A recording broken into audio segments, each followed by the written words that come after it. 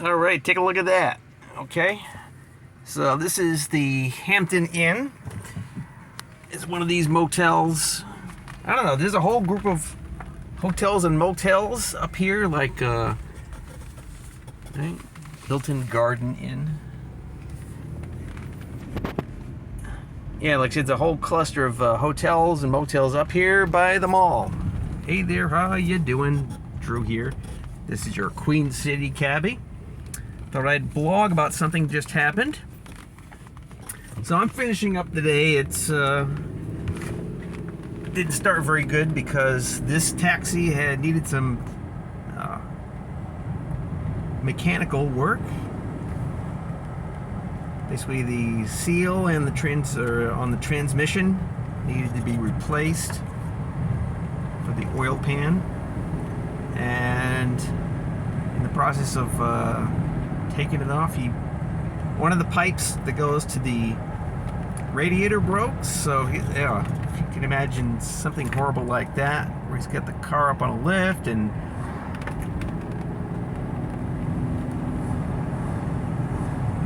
coolant is spraying everywhere, one of those situations. So anyways, this morning he got the parts finally, which he had difficulty in locating.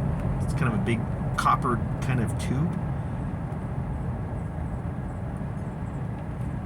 So that was the morning wasted. But he got it fixed in time for me to take some customers down to Bar Harbor. So that worked out, and then I just began a regular day, which was kind of slow. There you go. Not much of a day, but that's kind of how it is these days. Things are not that great because of the economy, right? Not getting as many trips, but hey, who can afford it these days, right? Everything's getting more and more and more expensive. Sad reality, but I could cite the conditions back in the 1970s when the oil hoax back then was totally manipulated by people like Kissinger. Mainly around, he forced the prices up to deal with a major financial crisis stemming from Nixon's decision to end the fixed exchange rate system of the Bretton Woods monetary system.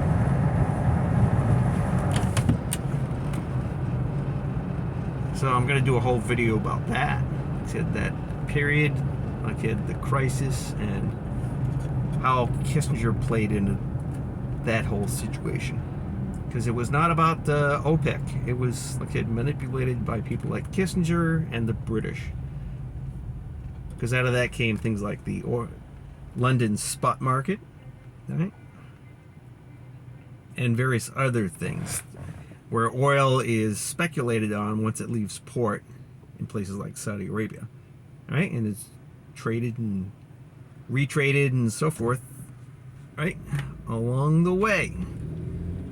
So that's kind of the background story. But needless to say, like I said, I've seen a drop-off in customers, although we're still seeing a fair number of the usual kind of summer trips like Bar Harbor. Let's see. Got a call earlier that someone needs a trip from Bar Harbor up here to the airport. So, stuff like that's going on. So it might be a kind of regular busy summer in terms of trips. As far as local traffic, that's a different story. I can't imagine it's going to be a very good summer. But, like I said, last year I was so busy just driving people from coastal and rental cabins up at the lakes, things like that. So it's likely going to remain the same because, there's a lot of rich people, and this is the kind that go to places like Bar Harbor because, a lot of old money, stuff like that. They don't really notice stuff like that. But as you saw from that fare, $14.75. All right, I just took a pilot from the airport to the Hampton Inn, which is like this one of these hotels that are clustered around the dying mall, or our sad relic of a mall, Bangor Mall. Boy, that thing is just, man, it's a goner. So,